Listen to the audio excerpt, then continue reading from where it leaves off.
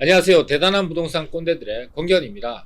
지금 부동산 시장은 재개발 광풍이 불고 있습니다. 서울에 21곳의 신통계획이 발표가 되게 되면서 대부분의 지역들이 재개발을 추진하겠다라고 하고 있는 상황입니다. 자, 이 와중에 서울에 있는 어느 재개발 구역이 최근에 이제 지정이 됐습니다. 근데 이 지정된 곳이 주변 시세가 33평 아파트 기준으로 16억에서 18억 정도 하고 있는데 조합원 분양가가 6억대라고 합니다. 무려 12억 원의 엄청난 사업성을 보이고 있는 지역, 어떤 재개발이고 어느 지역인지 한번 알아보고, 이런 재개발이 앞으로 이런 탄력을 받을 수 있을 것인지, 주변 부동산 시장에는 어떤 영향을 줄 것인지 한번 알아보고요. 신통구역 21곳이 지정이 되면서 내년 이후로 공모가 진행되는 모든 공모 재개발은 권리산정 기준일이 1월 28일입니다. 자, 그런데 권리산정 기준일이 12월 30일이라고 하는 재개발이 있습니다. 이건 또 어떤 개발이고, 이런 개발이 시장에 어떤 영향을 주게 되는지 한번 알아보는 시간을 갖도록 하겠습니다. 지금부터 시작하도록 하겠습니다. 서울의 재개발 예정구역 중에서 본구역으로 최근에 몇 개 구역이 지정이 됐습니다. 근데 이 지역에 대해서 국토부가 조합원 분양가, 추정 분양가를 보도자료를 내놨습니다. 이 보도자료에 의하면은 주변에 있는 신규 아파트 시세 대비해서 무려 시세 차익이 12억 원이나 나는 엄청난 사업성이 나온다라는 보도자료인데요. 한번 보도록 하겠습니다. 자, 일단은 여기에 도심 복합 사업 법 시행 후 100일 만에 7곳을 최초로 본구역으로 지정했다라고 얘기를 합니다. 근데 법 시행 후 100일이라는 얘기는 빠른 시간 안에 100일 안에 이런 7곳이나 지정했다라는 성과를 나타내기 위해서 하는 건데, 이사 대책이잖아요. 그러면 2월 4일 날을 기점으로 보게 되면 무려 300일 만에 7곳이 지정된 건데, 자, 그럼 7곳이라는 것이 몇 개 후보지 예정구역 중에서 이렇게 된 것이냐를 한번 짚고 넘어갈 필요가 있는 것 같습니다. 자, 서울에 이 후보지로 지정된 곳이 무려 100곳이나 됩니다. 이 곳 중에서 서울은 6곳, 그러니까 퍼센트로 따지면 6% 정도의 진척사항을 보이고 있는 것이고, 인천과 지방광역시는 한 개도 진행된 게 없고, 경기도의 29곳 중에 한 곳이 진행됐으니까 퍼센트로 따지게 되면 3%의 진척사항을 보이고 있는데, 이거를 그렇게 빠르게 진행됐다라고 얘기하기에는 좀 현실과 맞지 않는 부분이 있다라는 부분을 한번 짚고 넘어가고요. 두 번째로 여기에 2022년 말에 사전 청약을 하고 2023년 말에 착공을 한다라는 것인데요. 자, 첫 번째로 여기는 공공주도개발은 6월 29일 이후에 거래를 하게 되면은 이제 아파트를 받을 수 없는 현금 청산자가 됩니다. 그러니까 우리 투자자분들 여기를 투자를 하시면은 안 되는 곳이에요. 근데 왜 이걸 보냐 하면은 이 곳 중에서 총 7곳 중에서 서울의 증산 4구역 같은 경우는 건립 세대수가 무려 4,000세대가 넘습니다. 이 4,000세대가 넘으려면은 재개발 구역이 굉장히 넓고 거기에 있는 주민들, 조합원들도 굉장히 많거든요. 자, 이런 지역들이 2023년에 착공을 하게 되면은 어떤 일이 발생을 하게 되냐면은 이주 수요가 발생을 합니다. 딱 그러니까 2년 뒤에 이주 수요가 시장에 폭발적인 수요 증가로 나타나게 된다. 그래서 이주 수요가 발생을 하게 되면 직접적으로 여기 구역으로는 투자를 할 수 없지만 이 이주 수요가 쏟아져 나와서 주변에 영향을 주는데, 예를 들면은 증산 4구역 주변 지역에 단독 다세대 빌라 밀집 지역이 있습니다. 이 지역에 예를 들면 응암동이라든지 북과자동 같은 곳이 매매 가격과 전세 가격이 갭이 굉장히 작습니다. 한 5, 6천 정도밖에 안 되는 걸로 저는 알고 있는데, 이 지역에 1억 원 이하의 갭으로 투자를 해놓게 되면은 2023년 정도에 착공에 들어간 다음에 2년 안에 이주 수요가 발생을 하게 된다는 얘기잖아요. 이주 수요가 발생을 하면 전세든 매매든 가격이 급등하게 됩니다. 그러니까 투자금 대비 상대적으로 굉장히 높은 수익을 얻을 수 있는 기회가 지금 2년 안에 오게 되는 것이죠. 그러니까 1억 원 이하의 자본이라면 서울을 투자하기가 일단 어렵다라고 보는데, 이 서울 내에서도 이런 투자 기회가 있다라는 걸 우리 시청자분들한테 좀 알려드리고 싶어서 원포인트를 잡았고, 두 번째로 여기가 추정 분양가를 한번 볼 필요가 있습니다. 추정 분양가를 보게 되면은 이 증산 뉴타운 주변에 있는 데가 수색 뉴타운이 있고, 수색 뉴타운 안에 최근에 입주를 했는 아파트와 또 내년 초에 입주를 하는 아파트들의 가격 시세가 형성이 되는데, 84제곱미터를 기준으로 해서 16억에서 18억 정도의 가격이 형성이 되어 있는데, 이 증산 4구역의 추정 분양가가 조합원 분양가가 6억 2천만 원이고요. 그 다음에 일반 분양가가 7억 3천만 원입니다. 자, 6억 2천만 원에 18억 하면은 12억 원의 시세 차익.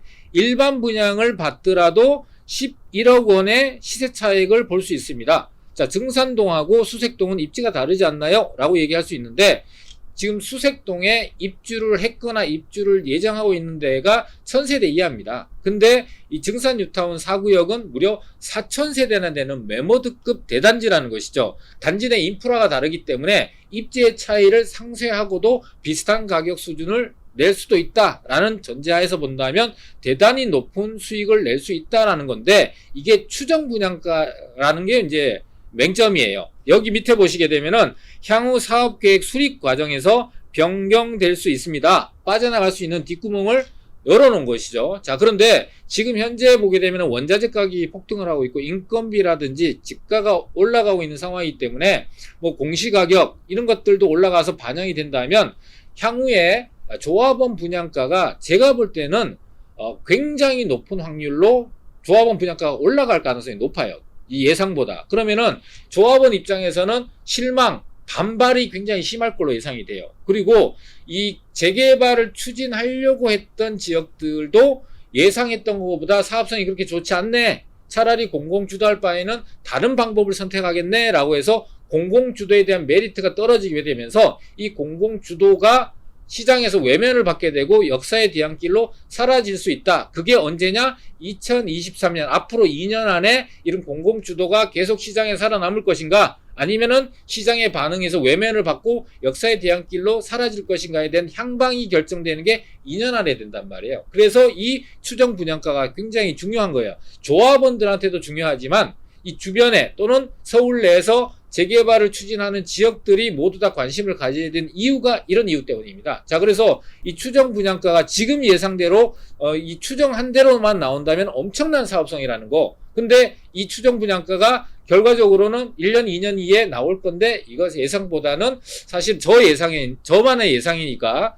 근데 제가 볼 때는 이 추정 분양가보다는 훨씬 높은 가격이 되지 않을까라고 예상을 해볼 수 있습니다. 그래서 이 공공주도에 대해서 추진이 되는 추이를 우리 시청자분들이 관심을 놓치면 안 되는 거예요. 그리고 앞서 얘기했다시피 이주 수요가 나오는 거에 대한 영향으로 인해서 소액으로 투자하시는 분들은 새로운 기회를 잡아볼 수 있는 것을 알려드리기 위해서 이 영상을 찍고 있으니까 끝까지 시청하시면 도움이 될 것 같습니다. 같은 날 국토부가 또 다른 보도 자료를 내놨는데 이게 개발 방식이 다른 개발입니다. 보시다시피 공공재개발이라는 거죠. 지금 앞서 제가 설명드렸던 거는 공공주도 개발이고 이거는 순수하게 LH나 SH가 알아서 다 하는 그런 개발이다. 수용 방식이다 라고 보시면 되고, 지금 보여드리고 있는 이 공공재개발은 서울시가 추진하고 있는 민간재개발과 거의 비슷한 수준의 민간개발의 성격이 한 80~90%다 이렇게 이해하시면 돼요. 그냥 민간개발이라 이해하시면 될 것 같고요. 자, 2차 공모를 이제 시작한다라고 합니다. 저희가 이제 앞선 영상에서 12월 23일부터 한다라고 국토부가 발표했는데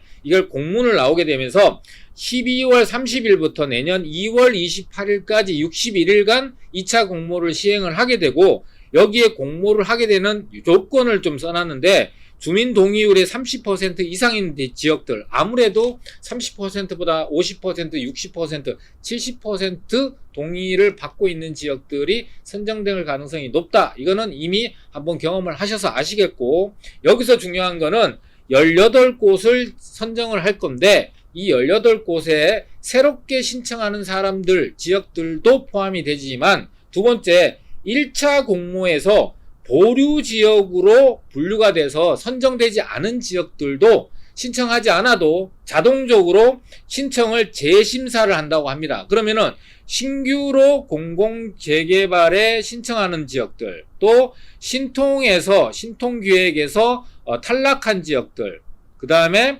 이번에 1차 공모에서 보류가 된 지역들, 이런 지역들이 전부 다 이 공공재개발에 경쟁을 하게 되는 지역이다 보니까 공모를 신청하는 지역들은 엄청나게 많은 데에 비해서 18곳만 내외 정도로 지정을 한다라고 하니까 이 내에서도 경쟁률이 엄청날 것이다 라는 게 첫 번째 포인트고요. 두 번째 포인트는 우리가 이 신통기획에서 나와 있는 보도 자료에서 보시면은 신통기획 이후에 모든 공모는 권리산정 기준일이 1월 28일이라고 이제 못 박아놨단 말이에요. 그것도 국토부랑 협의를 해서. 그런데 이번에 2차 발표를 공모를 하면서 권리산정 기준일을 여기다 딱 명시해놨는데 그 날짜가 12월 30일인 거예요. 12월 30일.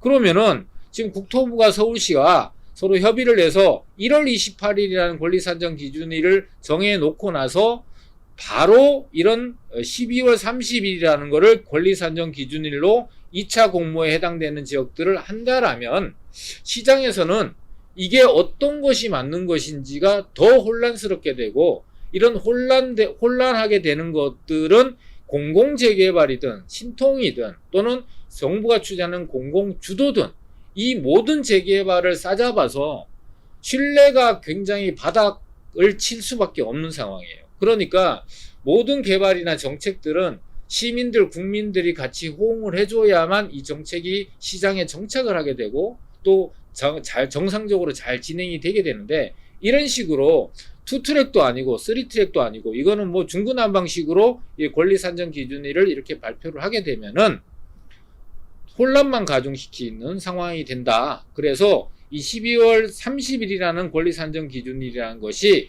어떻게 정리가 될지 앞으로 한번 향방을 좀 지켜봐야 될 것 같습니다. 그래서 일단은 공모 개요대로 나온 대로 2차 공모에 참여하시는 분들은 일단은 권리산정 기준일 12월 30일로 잡고 그 안에 있는 물건에 대해서 아파트를 받을 수 있는지 없는지에 대한 부분을 같이 고려하셔서 투자 여부를 결정하는 데 도움이 되셨으면 좋겠습니다. 자, 오늘 영상은 국토부가 보도자료 같은 날 2개의 공공주도와 공공재개발 2가지의 개발 방식에 대한 보도자료를 내용을 분석을 해봤고, 의문점, 포인트, 그 다음에 주변 시장의 영향 이런 것들을 같이 한번 봤습니다. 그래서 오늘 내용이 우리 시청자분들이 어떤 재개발을 지금 광풍이 불고 있고 더욱더 리스크가 커져 있는 상황이기 때문에 잘 투자하시는데 이런 기준들이 도움이 되셨다면 구독, 좋아요, 알람 설정 부탁드리겠습니다. 감사합니다.